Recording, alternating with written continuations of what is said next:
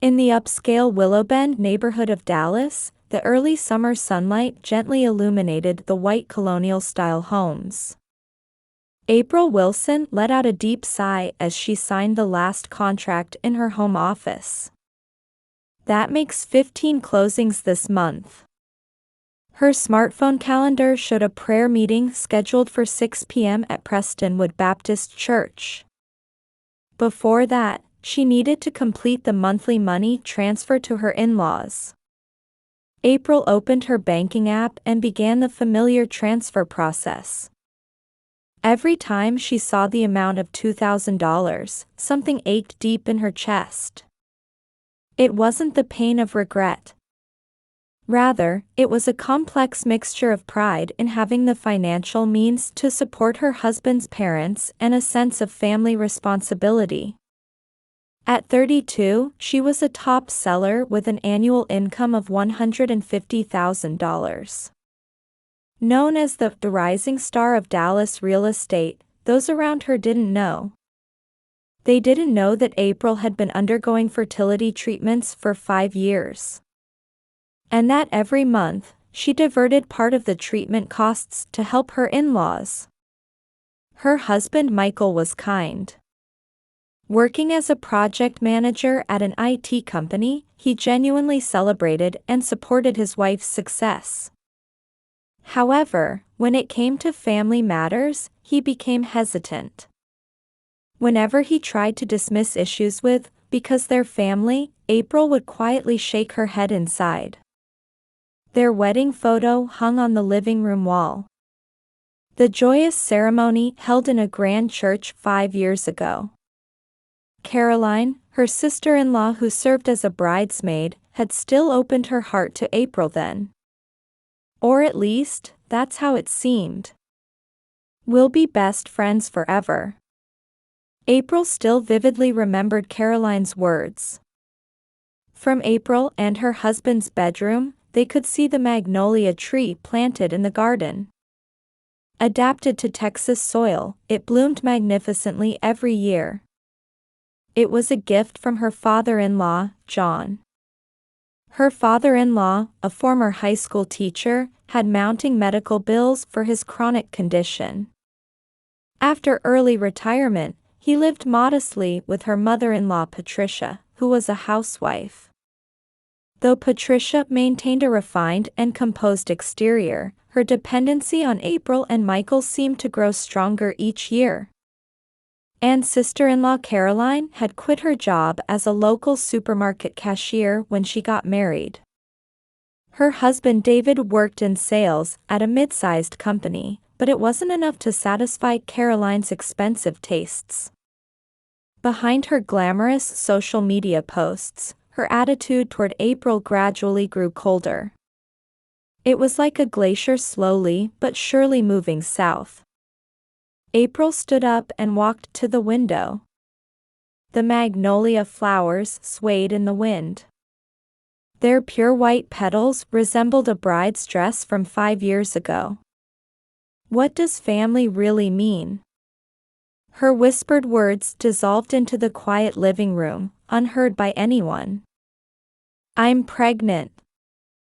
3 months ago, Caroline made this announcement during a family lunch after Sunday service at Prestonwood Baptist Church. In a private room at Texas de Brazil, father-in-law John accidentally dropped his knife, and mother-in-law Patricia let out a small cry. It was a cry of joy. Oh my!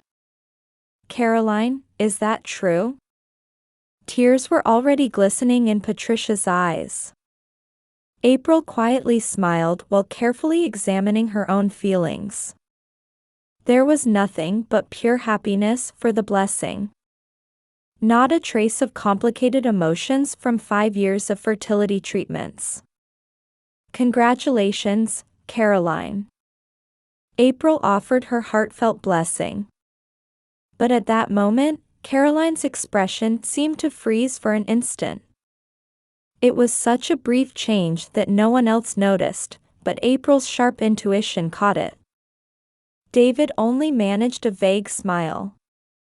April didn't miss how his eyes deliberately avoided his wife Caroline. However, at the time, she tried to convince herself it was just a minor disconnect between a happy couple. "Leave the baby shower to me." Patricia's voice bubbled with excitement. "We can have a wonderful party at that cute shop in the shops at Legacy." Caroline showed a slightly stiff smile at those words. "Mom, that's..." "Don't worry. April will cover it, won't you?" Patricia's casual comment froze the atmosphere at the table for a moment. April nodded with a gentle smile, but she didn't miss the flash of disgust that crossed Caroline's face. From that day on, Caroline's attitude changed dramatically. At weekend family gatherings, she would cut conversations with April short after just a few words. On social media, she posted about her happy pregnancy life daily, but completely stopped responding to April's likes. The baby shower was suddenly cancelled due to Caroline's poor health. However, the next day, her Instagram showed photos of her enjoying lunch with friends. April sighed deeply but never lost her feelings of blessing for the baby. Every night, during the quiet hours after work, April carefully stitched a baby quilt.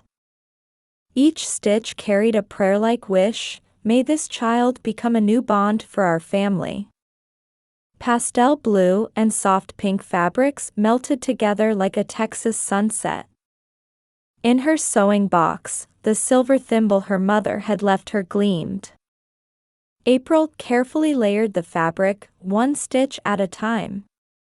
She embroidered small stars scattered across the quilt, imagining the baby's future smile. Like the Texas night sky, it held wishes for a future full of endless possibilities.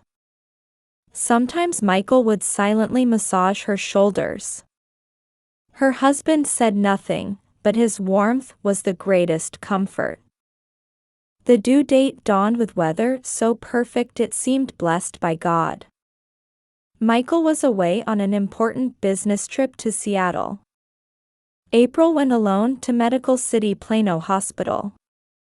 In her hands were the lovingly crafted quilt and a paper bag containing $500 worth of premium baby clothes carefully selected from Nordstrom. The hospital hallway was lined with flowers celebrating new births. Bright sunlight streamed through the windows, as if blessing the arrival of new life. Cheerful nurses passed by, and somewhere, a baby's cry echoed. April walked to the hospital room with light steps. She knocked. After a faint noise, the door opened. There stood Caroline. Despite wearing a hospital gown, her makeup was perfect. Her expression held a cold shadow, completely different from her social media posts. "I'm sorry. I don't show my baby to outsiders." Those words instantly froze the floral scent wafting through the hallway. "But we're sisters-in-law, aren't we?" April's voice was surprisingly calm, as if deep sadness had somehow steadied her emotions. "Yes, but you're still an outsider, aren't you? All this family stuff is just for show, right?" Caroline's words cut through April's heart like an ice blade. At that moment, a baby's cry was heard from inside the room. As if the voice of new life was witnessing this cruel moment. In that instant, something quietly but surely broke inside April. It was the sandcastle of patience she had built over 5 years. It crumbled silently in the hot Texas wind. "I understand." April said only that, leaving the presence with a nearby nurse. The nurse's voice no longer reached her ears. Her steps back to the car were strangely light, as if freed from a long-carried burden. Back in the parking lot, April rested her forehead on the steering wheel. There, for the first time, tears flowed freely. The air conditioning's cool breeze gently caressed her hot, wet cheeks. Her smartphone played Michael's voicemail message. The Seattle sky must still be clear blue today. That blueness seemed to be quietly watching over something that could never be recovered. Returning from the hospital, April went straight to her home office. Her tear-swollen eyes were already dry. Outside the window, magnolia petals danced in the wind, covering the lawn like a white carpet. The scene reminded her of her wedding day, which now felt like a distant memory. She sat at her desk and opened her computer. First, she logged into online banking. One by one, she carefully canceled each automatic transfer setting. The $2,000 to her in-laws. Medical expense assistance. Credit card payments. The transaction history displayed on the screen bore the marks of 5 years of patience and hope. Everything was being stopped, quietly but surely. April pulled out the file of receipts and bills from her drawer. Payments to her father-in-law's hospital. Her mother-in-law's credit card. Wedding gifts for Caroline. Each piece now felt like an ironic memento. Is this really okay? The question echoed in the quiet room. Yes, it's enough now. This time, the answer came back without hesitation. Next was her cell phone. She played Michael's voicemail message again. Honey, sorry the meeting ran long. Today was your sister's baby celebration, right? How's the baby? April sighed deeply and sent a brief reply email. We need to talk when you get back. Then she called the insurance company, requesting detailed explanations about her father-in-law's medical insurance assistance. The representative kindly presented alternative options, but April's decision was already firm. Afterward, April headed to the law office. In a downtown high-rise, James Morrison's office was wrapped in a dignified atmosphere.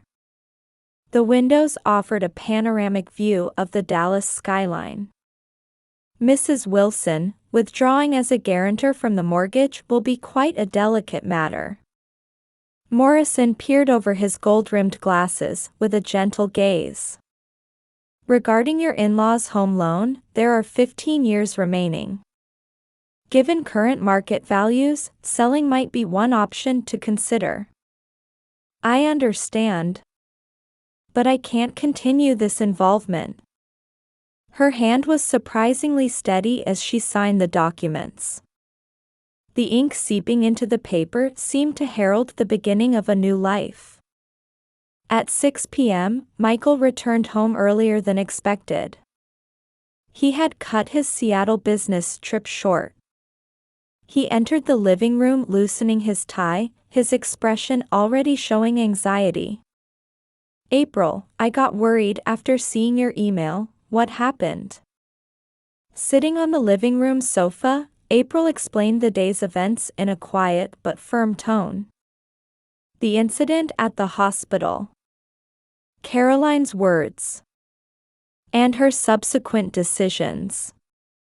I've cut off all financial support. Michael's face turned pale. But Dad's medical expenses. You can cover them from your salary, can't you? My part is over. Just then, the doorbell rang. The evening light colored the entrance through the stained glass. Opening the door revealed a distraught Patricia. Her makeup was disheveled, her usual elegant demeanor nowhere to be seen. Behind her were curious neighborhood eyes.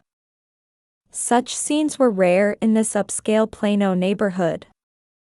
April. What's going on? The email from the bank, why would you suddenly?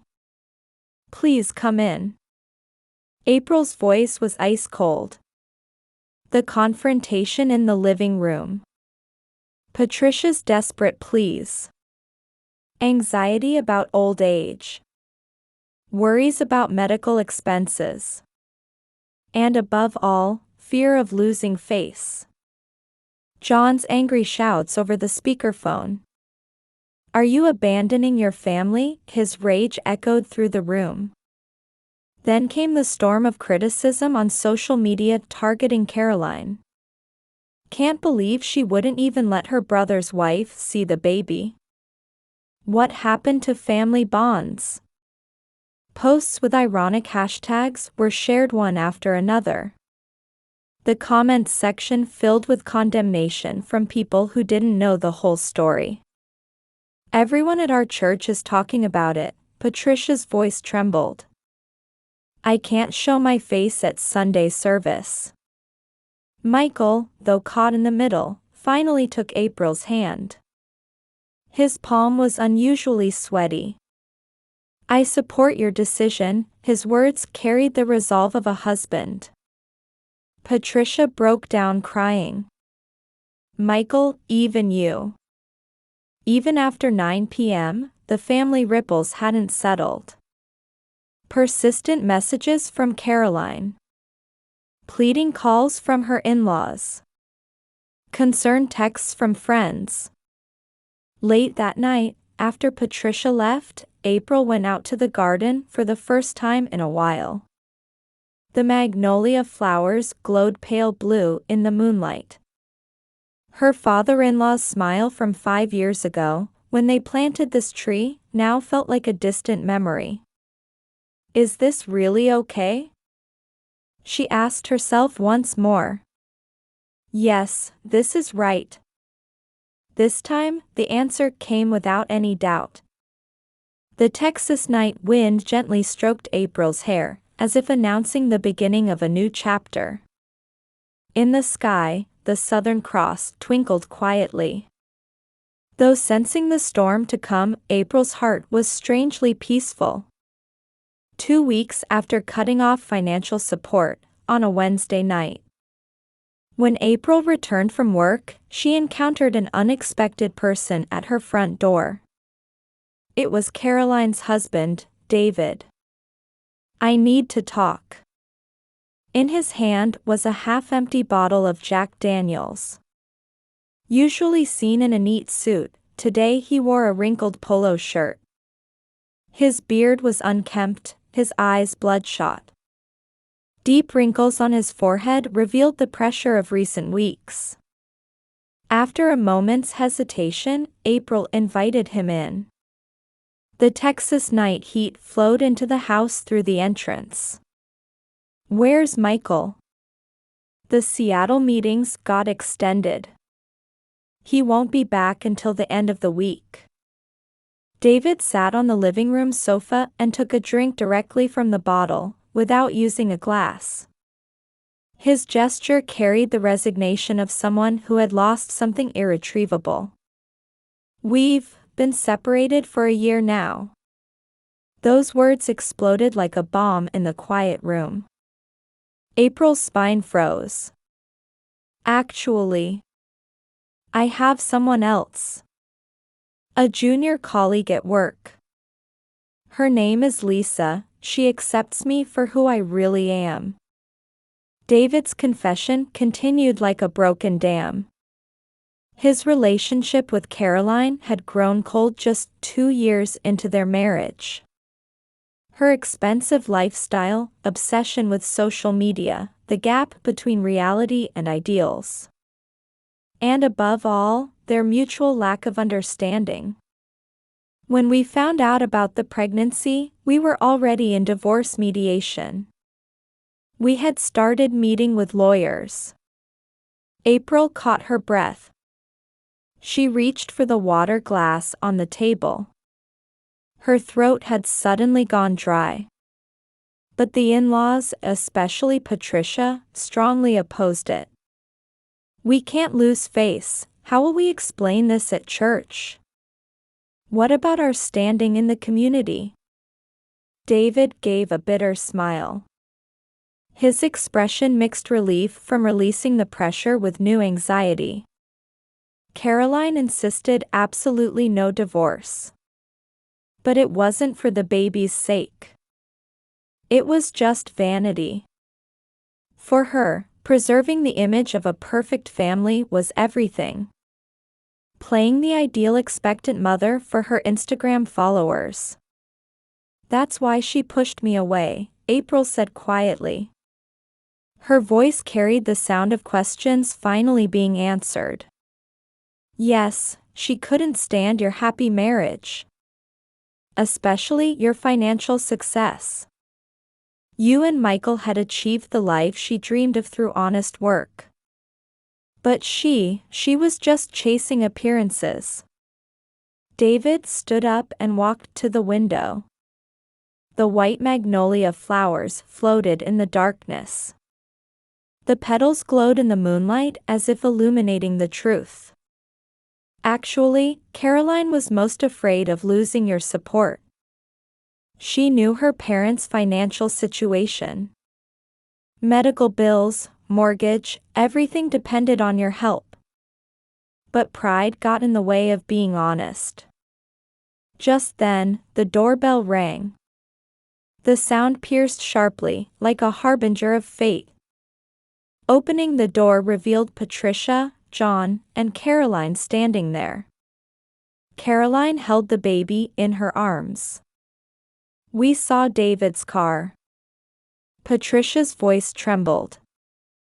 Her face, with makeup beginning to fade, showed fear of what was to come. Caroline's face drained of color at the sight of her husband. The baby let out a small cry. Why are you here? David spoke as if he had given up running away. Whether from alcohol or resolve, his voice was surprisingly calm. It's time we told the truth. For this child's sake too. The family gathered in the living room. On the table sat the half-empty whiskey bottle. Silence hung heavily in the room. Only the baby's peaceful breathing gently broke the stillness. Let's end this. Caroline's voice trembled slightly. This fake marriage, the pretense, everything. I'm tired. Patricia let out a cry-like sound. No. You too, please reconsider, think about the baby. That's enough. Surprisingly, it was John who spoke those words. We were wrong. For the first time, her usually indecisive father-in-law's voice carried conviction. The aged teacher's eyes showed years of regret. We were so caught up in appearances and saving face, we lost sight of what's important. April, I'm sorry. You always lived honestly. But we. John's words trailed off. At that moment, the baby woke up and reached its tiny hands toward the sky. The gesture seemed like grasping for a new future. Outside the window, the Texas night wind made the magnolia petals dance. It looked like old shells peeling away. That night, the Wilson family's world of pretense was quietly but surely crumbling away. 3 months after the truth came to light, on a Sunday, April stood quietly smiling in the garden of Prestonwood Baptist Church. Caroline approached with the baby in her arms. Would you like to hold the baby? The tiny life breathed peacefully in April's arms. John and Patricia had moved to a small apartment in the suburbs. After selling their house, they had begun a modest but honest life. Michael quietly watched over his parents' new beginning. David had started a new life with Lisa. Caroline had begun attending night school to get her childcare certification as a single mother. The family had started gathering occasionally under the magnolia tree at April and Michael's house. The facade of perfection had disappeared, replaced by an imperfect but sincere bond that was beginning to take root.